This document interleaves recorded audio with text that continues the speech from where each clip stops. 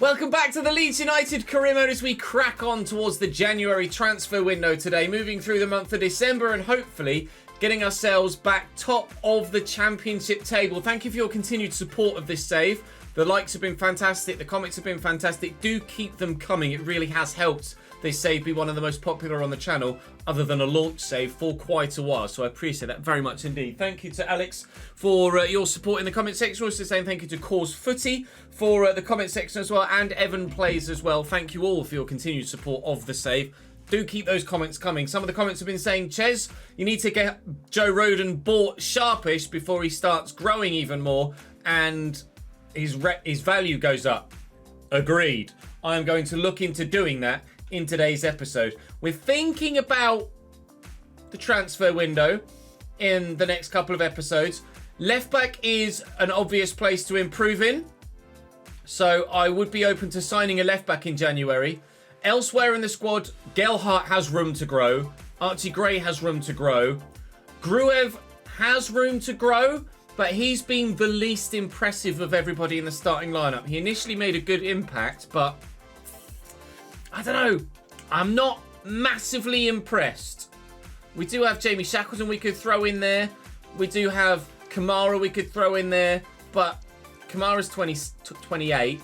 Obviously, in football terms, is still young, but in FIFA terms and in career modes, content terms, is on his way out, so to speak. Gruev's only 23. Jamie Shackleton's only 21 or something. 24 now. Wow, he's older than I thought. So I don't know. I feel like I want to improve on Gruev as well. But whilst we're still challenging towards the automatic spots, I wonder whether we should just improve at left back and see what happens next season. With regards to calendar, we've got QPR, Sheffield Wednesday and Norwich today. So 3 games we should be expected to win. 3 games that will give us a good idea of where we are in the table as we approach the halfway stage of the season. So I think we'll be fine this year. I think we should get up this season, but quite evidently we're going to have to make sure we maintain a decent level of form to do so. And with other players growing for other teams, we might need that centre mid signing just to make sure. But I'll gauge your feedback before I pull any triggers. We won't jump to any conclusions there. For now, though, we're going to concentrate on the Championship at hand and the games that lie in front of us, those being QPR, Sheffield Wednesday, and Norwich, as we say. And I will. Actually, in fact, you know what? Bollocks to it. Let's do it right bloody now. Let's go and approach to buy for Joe Rodon. What's he valued at? 7.5 only. Bargain, mate. 7.5 million? Absolute steal, pal. I mean, if they'll accept valuation as well, we're thrilled. We've got 30 million-ish, there or thereabouts. Oh, it's a dream, Ange. Thank you very much, mate. Appreciate that. On loan at Leeds United. What's he on a week? £29,000. That's fine. View negotiations. We'll offer you a contract, sir. Hopefully he'll accept what he's currently on or something similar. If he'll accept important, that's great. I don't want to give him crucial because then he might want a little bit too much first team football if we get to the Premier League and he doesn't quite make the jump. But I'm sure he will make the jump. Oh, he's currently on 51. So that said he was on 29, unless we're only paying £29,000 of his wages. I'll offer him 35 and a signing, but I almost offered him £900 million a week. And a signing bonus of 500 grand. We'll see if there's any negotiation there. Nope, he's happy with that. Banging! Sweet! That's permanent then. He is now, or will be at the end of the season, officially our player. Joe Rodon in permanently at your request. And quite frankly, I probably would have liked to have done it permanently anyway. No, it's official now. Lovely. Good way to start. Now, if things on the pitch could go just as well, we'd be very happy. QPR have been there or thereabouts with the playoff picture all season long so far, but they have lost 3 of their last 5. They've dropped to 6th. Still got Asmir Begovic in goal. Elias Chair on the right, Willock on the left, and Lyndon Dykes through the middle. 4-3-3 for them is a strong formation, but what QPR are we going to get? The side that started the season top of the table, or the side that have hit a bit of a dodgy patch and are wobbling slightly with regards to their form? We shall wait and see. Starting lineup I'm quite happy with. So, game 1, points 3, please. QPR quite happy to sit off me when I've got the ball at the back. We'll see how hard they press when we're getting into the final third. I'll try and get this to Piru if I can. We've done really well. And Gelhart's in. And we couldn't have asked for a better start. Leeds 1, Queen's Park Rangers 0. Gelhart's goals have dried up a little bit of late, but he's back in business now. The assist from Joel Piru, and those front two combining again. Normally it's the other way around. Don't care which way around it is. As long as the ball ends up in the back of the net. Lovely little ball between the gap, and he found the corner. I think Begovic might actually have gotten something on that as he was diving away. It seemed like it was a bit central, and then, yeah, I think he might have done. Just pushed it a little bit further towards the corner, made it look a bit better, regardless. 1-0. Gray. Forward to Nonto. Through that gap is Peru. And Gray's gone again. We have been pretty dominant this season. Dink that in. Oh my God, what a goal that would have been. Gruev. Somerville. Good save by Begovic. We have been strong this year. And I've seen your comments about the way that we have been solid defensively. If you guys know anything about me, though, it's that when we come up against proper challenges, I will falter. We have to remember that we have one of the best sides in this entire division, and quite frankly should be expected to perform the way that we are, given the difference in the quality of the teams. So it's not necessarily a surprise that we're playing as strongly as we are this year. The game against Man City might give us a better indication in the next episode. Alternatively, our first year in the Premier League might give us a better indication of whether we need to have a look at the sliders or difficulty settings, etc. But at the moment, I'm quite happy with how things are going. There were some comments on one episode, and then actually in the next episode, I proceeded to concede a few goals. So I'm hoping that that might actually ease some concerns about the difficulty level. But at the minute, we are dominating Queen's Park Rangers, saying they just can't cope with us. And Piru's looking to score a fancy one, but if ever there was a goalkeeper you're probably not going to chip, it's the 6'7" Asmir Begovic, isn't it? Can we win that? Gallart's up well. Ampadu forward. Nonto with a little turn. Looking for Piru maybe. Just short to Gruev. And then we use Firpo first. Then go to Somerville. This is good. Piru's in the middle. Floated towards him. On the volley! It would have been lovely. Would have been brilliant. And against most other goalkeepers in this division, it probably would have gone in. But Begovic is different gravy. Evidently, Ampadu's header was rock solid. But Asmir has other plans for this Leeds United front line. Ethan will try again. And Begovic is in the way again. And they'll just hack it clear. They're kind of hanging on here a little bit, Queen's Park Rangers. They have played kind of how we anticipated that they might, given the way that their form has been recently. But even if you do beat the keeper, you still got to hit the target. And Piru didn't do that there. Didn't do that there. Nonto out wide. I'll cut that back. And then there's some space here for Gruev. And that space has opened up a little bit more for Gelhardt. If Piru had made the run the other side of the defender, I could maybe have tried to play him into the gap behind with a ball over the top and take both centre-backs out of the game with one ball. But that didn't quite work for me. Nora's trying to come down this left-hand side when winning the ball back as well. Steve Cook's been actually very solid for Queen's Park Rangers here in this game. That is not great, though, from Asmir Begovic. Soundfield's dug him out of a hole there, because I absolutely would have taken a shot from the halfway line and tried to score. It would have been spectacular to see that come off. Queen's Park Rangers having a bit of possession here, and I've struggled to get it off them and keep it away from them, even when I do get it back. But a Somerville counter-attack would be the perfect remedy for what we've struggled in this second half. We have struggled in the second half, but a Crescentia Somerville counter-attack is most of the time absolutely undefendable. And for those that have been commenting actually about a little bit of framiness, it's happening now. It's just in the cutscenes. It's a PC version of the game issue that EA are aware of.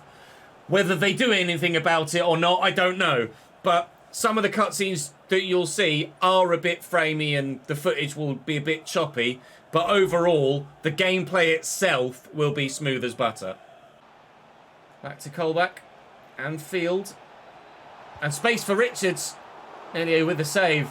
Good chance for QPR that to get one back. Make it a little bit nervy in the final 10. But at the moment, we look comfortable enough to hold on to this 2-0 lead. I didn't think we'd get a second, quite frankly, given the way that we were playing in this second half. But we do have that option with the pace of Somerville and Nonto to break away like that, and Dan James off the bench as well if things aren't going well with either of those wingers. We got the fresh legs and pace of Dan James to call upon if we need to. So we're having a great season, but you can tell from the league table we are having to have a season that has been as successful as it has so far to even stand a chance of getting promotion, because there are 3 or 4 other clubs that are playing just as well as we are.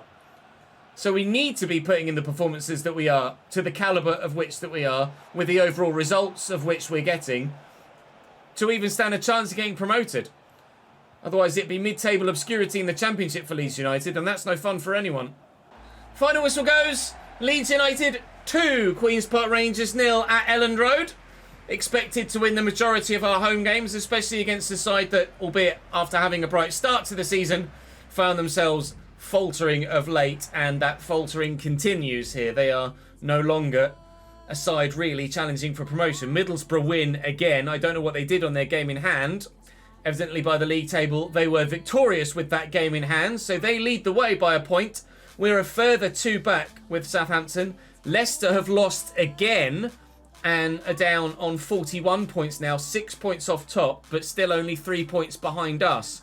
Our goal difference at the moment is stronger than anyone else's, although it helps when you get a 10-1 win against Rotherham, doesn't it? So we won't take that for granted at the moment. It's not going to stay that strong for now.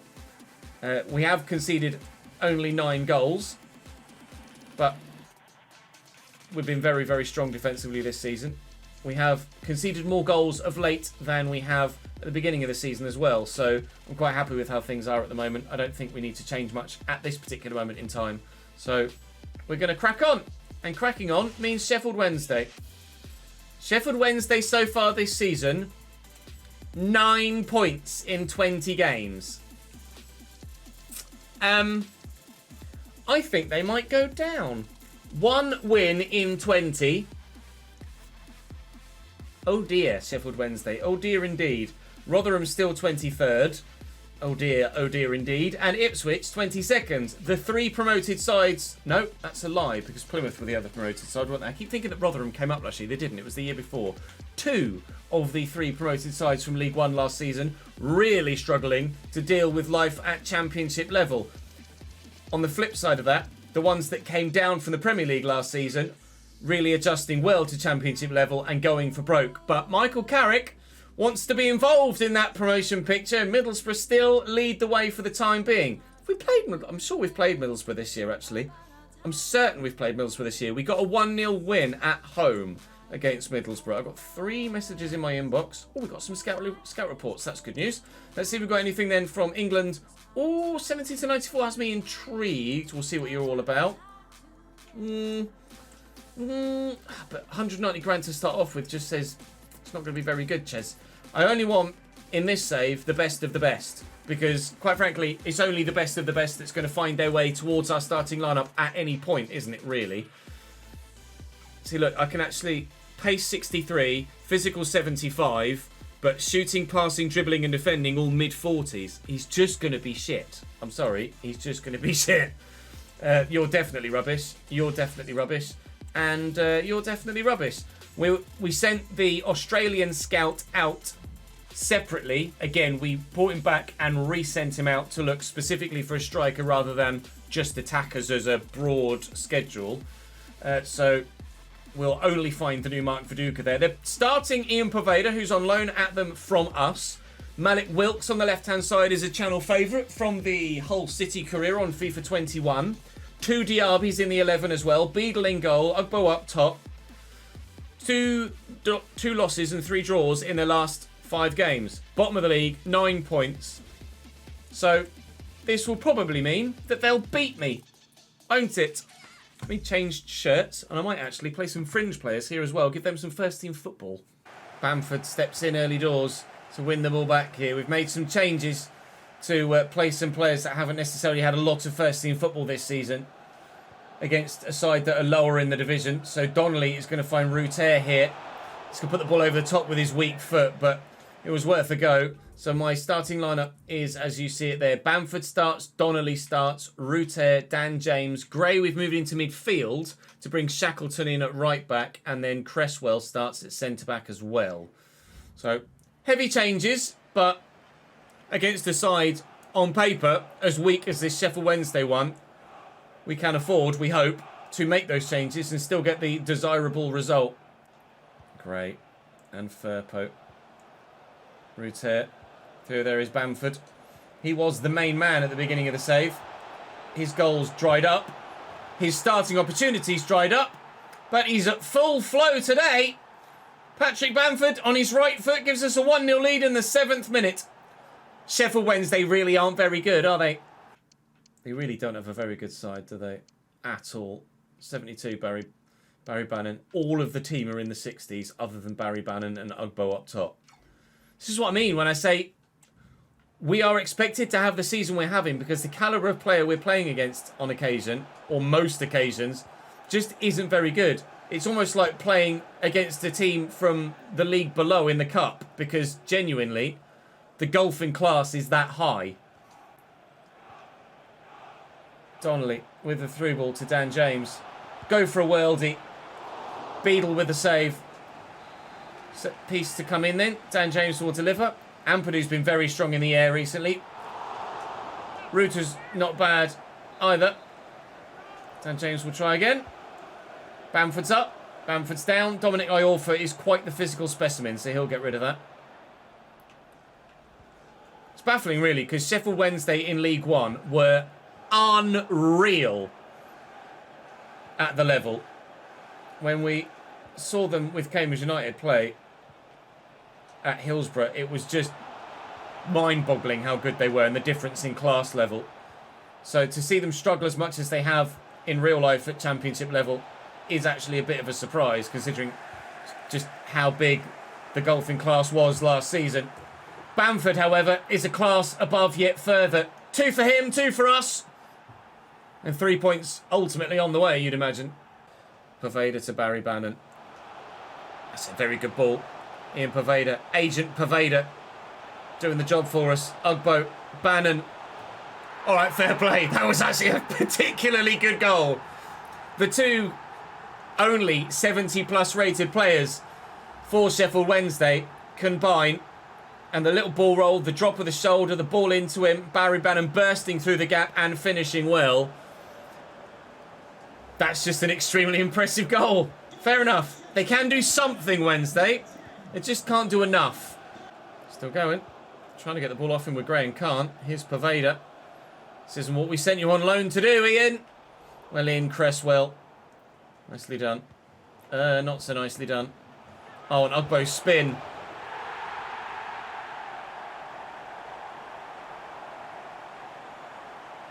And so 2-0 becomes 2-2.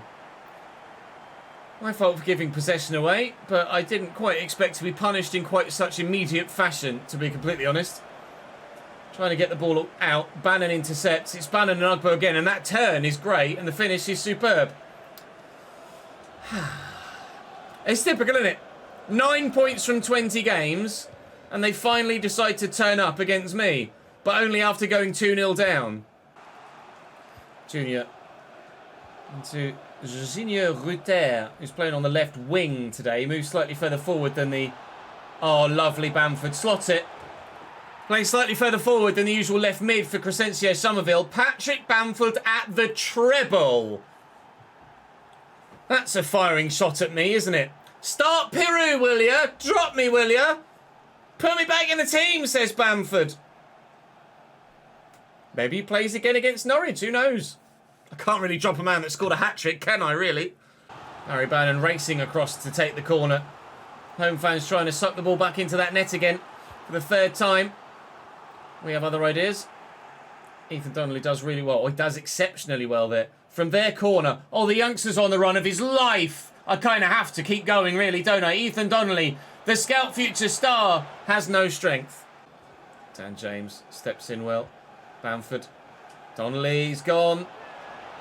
Oh, Donnelly! Beautiful. The young man comes of age. Leeds United 4, Sheffield Wednesday 2. Game, you hope, now that we've got the 2-goal advantage back again, over. Beautifully done by the young man, who looks quite hench, actually, doesn't he? His upper half. He's quite a stocky boy. He's been out-muscled a couple of times, far too easily for my liking, but he's certainly got the stocky body type, and he's tucked that away well under pressure. 2-goal advantage restored. 6 goals today, 4 of them for us. And Poveda trying to mark that passing alley. Barry Bannon again, tucks it back. Poveda, Byers, Diaby could wind up. Oh, the through ball, the save. Wow. Wednesday have been one of the best teams we've played against all season. So, of course, they've only got 9 points so far this year. They have made some mistakes, though, as you can tell. And that will cost them, ultimately, the game as a whole. But if they play this well every week, they might even overturn that 11 or 13-point deficit, whatever it is that they've got at the minute. Because they're pretty good on this evidence. It was a poor clearance from me. I probably should have just put my foot through it, really. And with 8 minutes to go, might make it a slightly more nervy end to the game, but they are going to have to shoot on target for that. Byers. Oh, it's loose. And that'll be game for them. We'll see this through. We'll just pass it about and get all 3 points. Thank you very much. Goal difference will go up by 2. Points tally will go up by 3. League position. Who knows? Time will tell. Hopefully Middlesbrough and Southampton slip up. But we're having to maintain a really strong vein of form to stand a chance of sticking with them. Iorfa's through that gap, and Meslier will come and claim it, and that will be the fixture then. That was probably, for me, it felt like one of the most entertaining games of the season so far. Bamford with a hat-trick, though. I think it's only fair that he starts against Norwich next time out then. I can't really drop a man after that performance, can I really? Sheffield Wednesday 2. Oh, Southampton draw, that's good news. QPR draw again. I couldn't see Middlesbrough there at just a glance. We're second. Leicester still with the opportunity to close to just 3 points behind us and 6 points behind Middlesbrough. Middlesbrough plough on at the top end of the table, but for us, we are having a continual decent time of things. Going to sort my training plan out, and then we'll crack on. Leicester have won that game in hand as we progressed through the week towards Norwich, and we have ourselves 3-point gap above, no point gap below, and a 3-point gap below. So still very much a 4-horse race then at this moment in time for that title. I had already advanced and started to play the Norwich game, and Leicester had 42 points. I'm not sure where the footage was or what the flow was at the time. My PC crashed and I had to basically advance from just after the Sheffield Wednesday game, to Norwich again. So Leicester on 44 points, if there was previously a little bit of a highlight with Leicester on 42. It is what it is. It didn't affect our performances at all, the little crash. So we'll see what side they're putting out. And Duffy starts. Previously, Borja Sainz was on the left. Now it's Hernandez, Danny Bat on the bench as Duffy takes his place. Outside of that, I think that's the same 11. So Norwich, 3 draws in a row. 1 back-to-back games prior to that. 13th place in the league. And we will be certainly giving a certain Mr. Bamford the start again after that last game, because quite frankly he deserves it. And actually, Ethan Donnelly deserves having a go at another game as well. Other than that, I don't think I'm going to change anything else. Nice to see that Gray's up to 71. Gruev up to 74 now. Some continually, maybe he stays? I'll definitely look for a left back in January, but I don't know what to do about that centre mid spot. I really don't. Right, Norwich City, here we come. Fastnacht. Immediately, you can tell that Norwich play with a higher tempo. Just straight off the bat, it's so evident the way that they play comparatively to QPR and Sheffield Wednesday. It must be game style related. We're on standard. I don't know what these guys are on. I didn't check, or I can't recall, but it's different. They're definitely playing at a higher tempo, and with higher quality players are already, in just 10 minutes, proving to be a different battle altogether. It's Onel Hernandez for them. The previous guy that I was mentioning that I thought it might have been was Abel Hernandez. And Abel Hernandez is the one that used to play for Hull. Onel Hernandez is the one that used to be in Germany and is now had load spells at Middlesbrough and Birmingham, I think, but is a Norwich player now in this save right here, right now.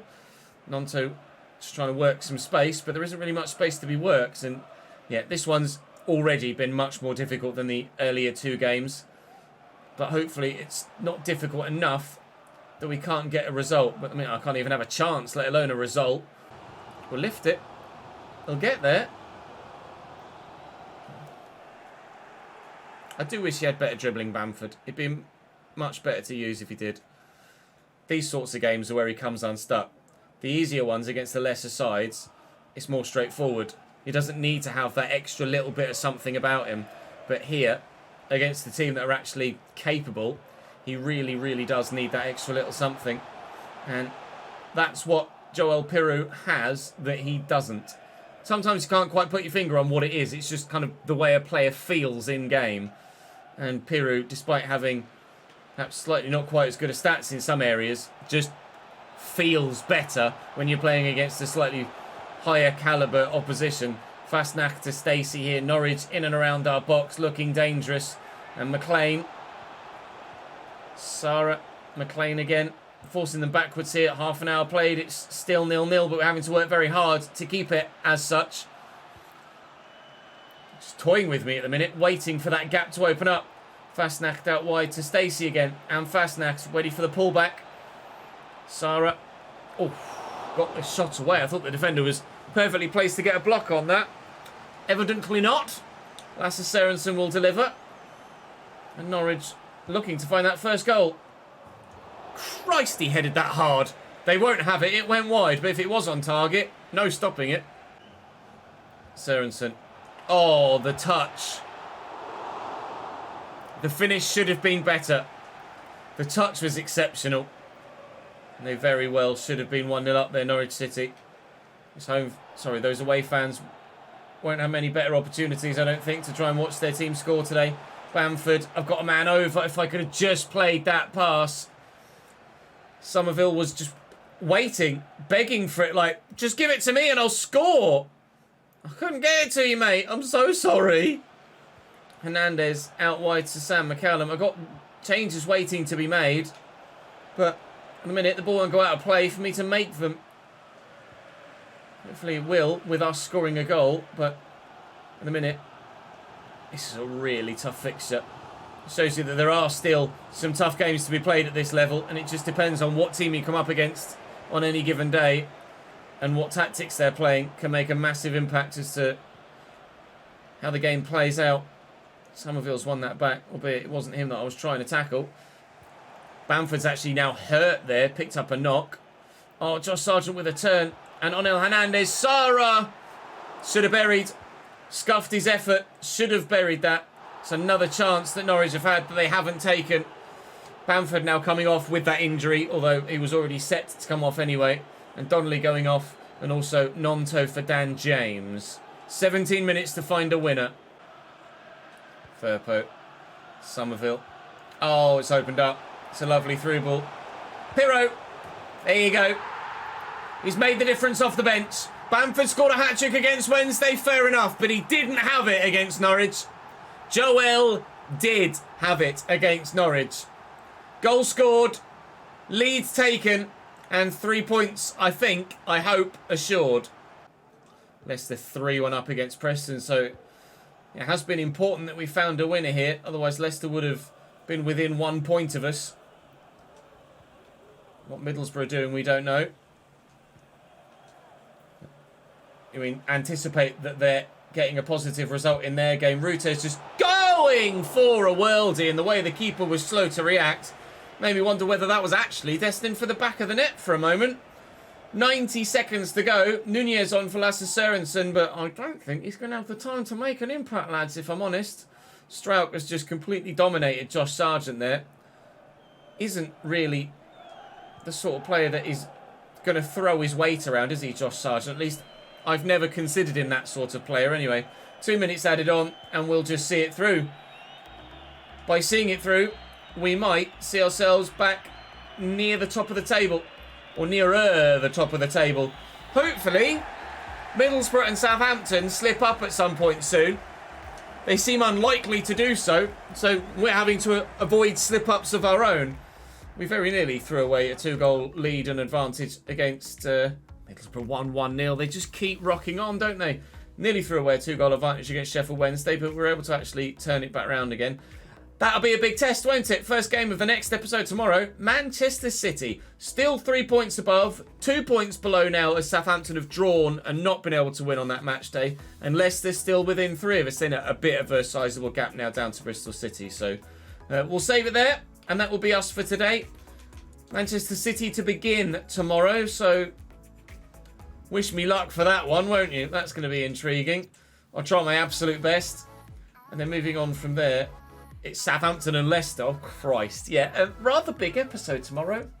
Could be season defining. Don't miss it. Hit the notification bell and you won't. Subscribe to the channel and drop the video a like. I'd really appreciate it. Keep those comments coming as well. Helps push the content effectively, and it helps me out as a content creator, and I'm entirely thankful to you for that. Thank you very much indeed for watching. Bye.